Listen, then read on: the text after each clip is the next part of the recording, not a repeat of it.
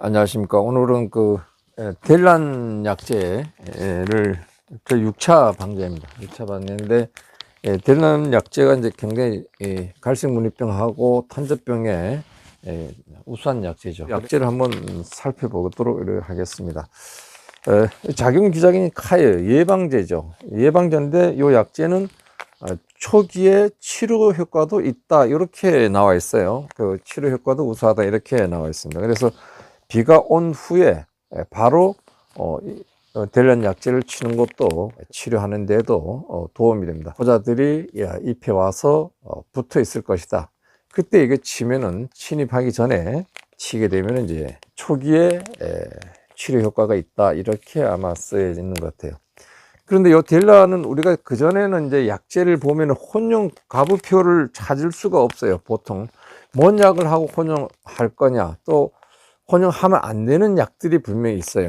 근데 여기 이제 약효 주의사항이라고 이렇게 있는데 이 글씨도 좀 작고 참 보기도 어렵고 근래 들어와서는 네이버에서 델란을 치고 이 약제에 대해서 쭉 이렇게 뭐 적용약 혼용 대상인지 아니면 주의사항인지 이런 것들이 쭉 나와 있어요. 조금 이제는 좀 나아지고 있어요. 이 보면 예전에는 그냥 그 약을 쳐도 이런 핸드폰상 안에 네이버라든가 안에 들어있는 자료들이 그리 없었어요. 블로그다 이렇게 쭉 올리는 정도의 수준에 그쳤는데 이제는 약 하나를 치니까 쭉 나옵니다. 거기에 약해가 어떤 게 있고 또 혼용할 수 있는 약 살충제, 혼용할 수 있는 살비제 이런 것이 쭉 나와요. 그래서 우리가 이렇게 들령도 중요하지만은 네이버에서 약제를 치시고 그 내용들을 이렇게 주의사항이라든가 혼용 대상이라든가 또 이런 약제를 살펴보시는 것이 가장 좋다고 이렇게 말씀드리겠습니다. 네이버에 들어가서 이런 내용을 찾는데 또 익숙하지 않으신 분들이 있어요. 왜냐하면 저 같은 경우는 이제 핸드폰 요금을 많이 내니까 뭐 많이 사용할 수 있는데 그걸 많이 내지 않으면 또 그것도 잘 검색도 잘 안 되고 유튜브도 또 많이 못 보게 되죠. 그렇게 돼 있습니다. 그래서 그때 찾아보니까 그 석회보르도액하고 석회보르도액은 혼용할 수 없어요. 단독을 쳐야 돼요. 알카리선입니다. 그 다음에 디메트 유제라고 있어요. 그것도 우리가 약제를 보면 여기 품목명에 여기 디모트 뭐 이렇게 쓰여 있어요. 이렇게 보면 여기 밑에 쓰여 있는 약제들 보면은 혼용 안 되는 게 있어요. 그러니까 디메토, 그 다음에 노발루론 계열의 라이몬, 그 살충제죠. 살충제. 그런 것은 혼용하면 안 돼요. 그러니까 우리가 델란 치는데 좀 전에 얘기했던 뭐 라이몬을 혼용한다든가 디메트를 혼용한다든가 이렇게 되면 안 되는 겁니다. 약해가 발생돼요. 그러니까 혼용해서 안 된다는 약제들은 뭐 석회보르덱은 뭐 늘 안 돼요. 늘 안 되고 디메토 유제 이것도 안 되고 그 다음에 라이몬 살충제도 안 되고 디메토는 이제 응애약 그렇게 이제 안 된다 이렇게 말씀드리고 또 이제 영원히 안 되는 게 있어요. 그러니까 델란을 치는 가운데서는 영원히 이거 약은 치지 말아라. 그러니까 뭐냐면 버티맥은 이제 응애약이에요. 응애. 그 다음에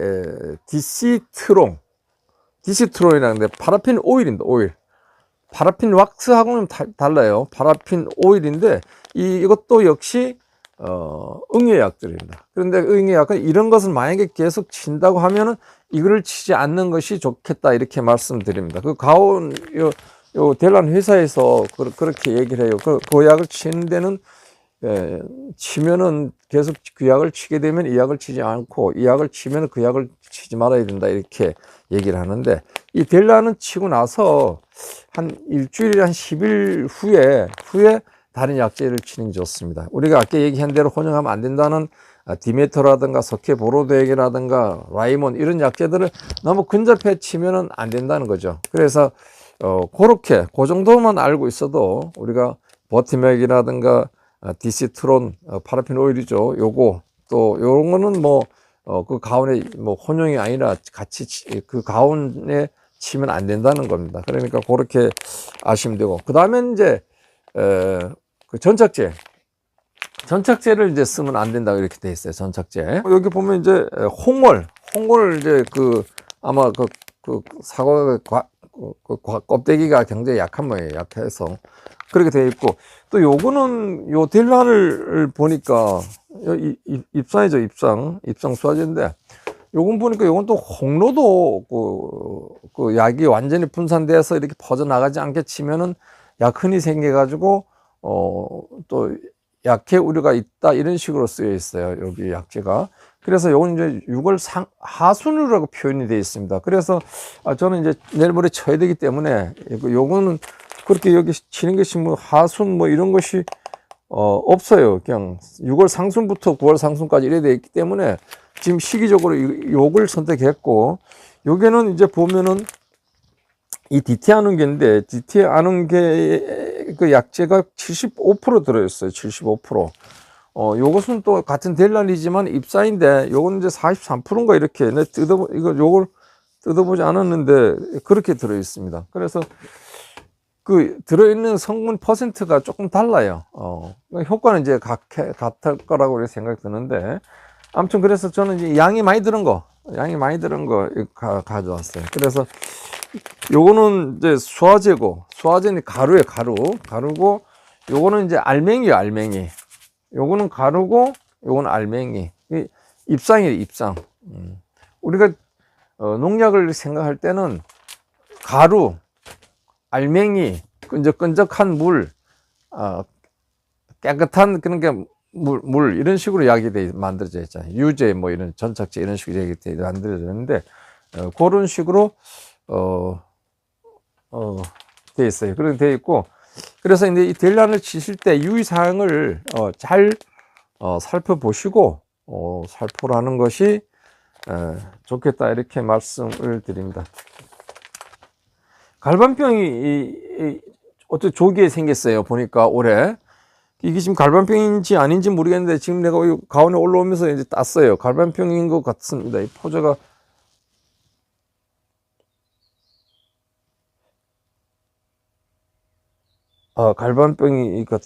갈반병.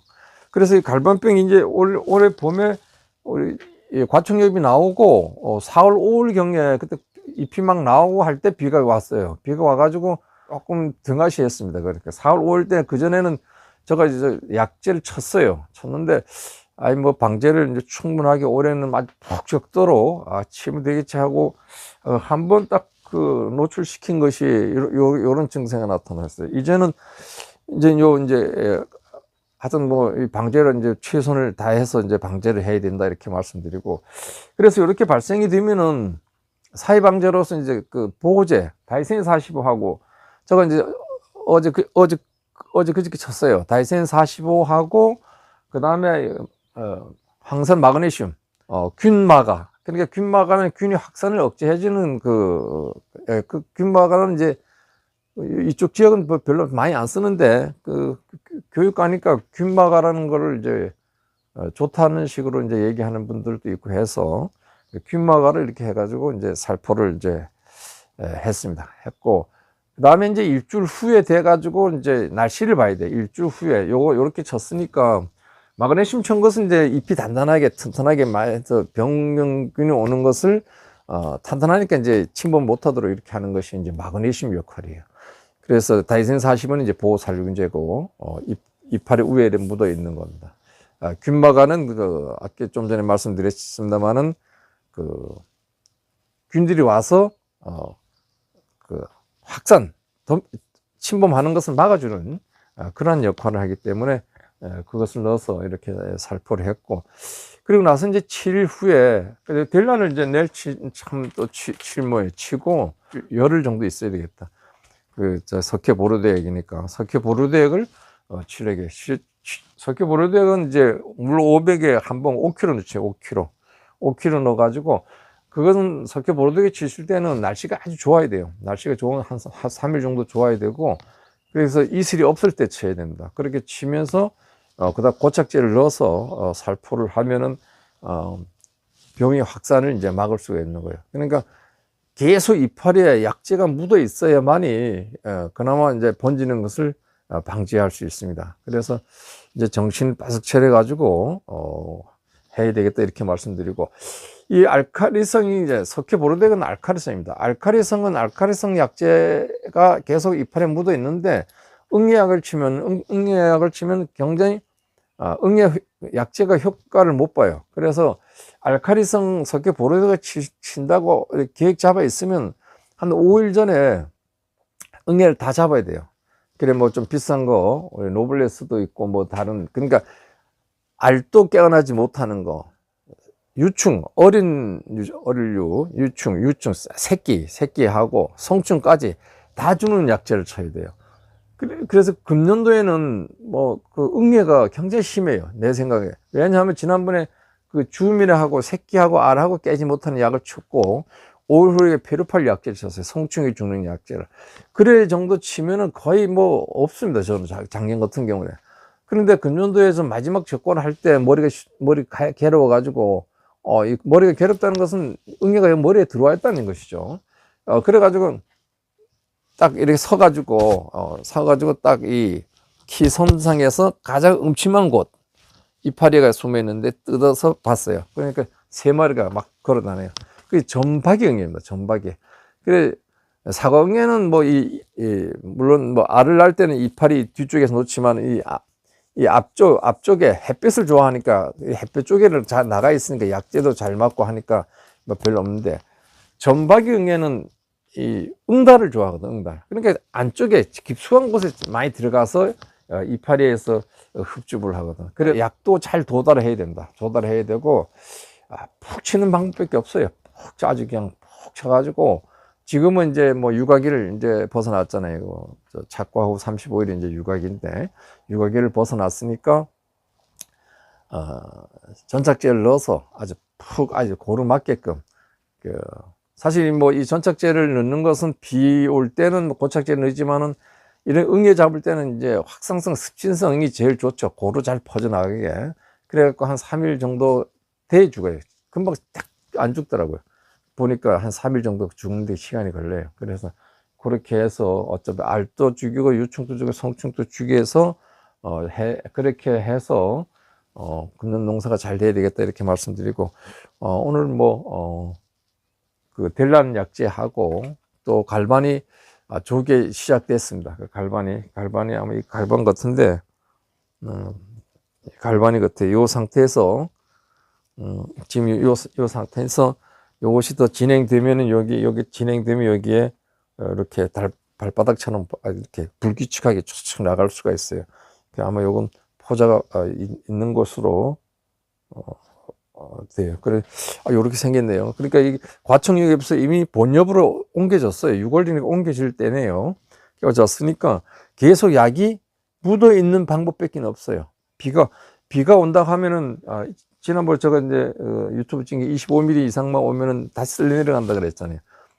전착제 쓰면 좀 낫겠지만은, 이제 앞으로 전착제 쓰니까 전착제 쓰시고, 약이 약을 치고 나서 4일밖에 못 가요. 5일 정도 되면 다시 쳐야 된다, 실질적으로. 그래서 4일 정도 지나고, 요것은 이제 그 박사들이 이제 강의할 때 제가 들은 얘기인데, 그러니까 실험한 결과 데이터, 이런 거니까, 아마 그런, 우리도 사과를 농사를 지면서 가서 실험을 하고 그런 데이터를 갖고 있으면 좋은데, 이건 좀 관에서 좀 해주는 것이, 국가적인 차원에서 해주는 것이 좋을 듯한데, 아무튼 오늘 여기까지 하겠습니다. 감사합니다. 구독 부탁드립니다.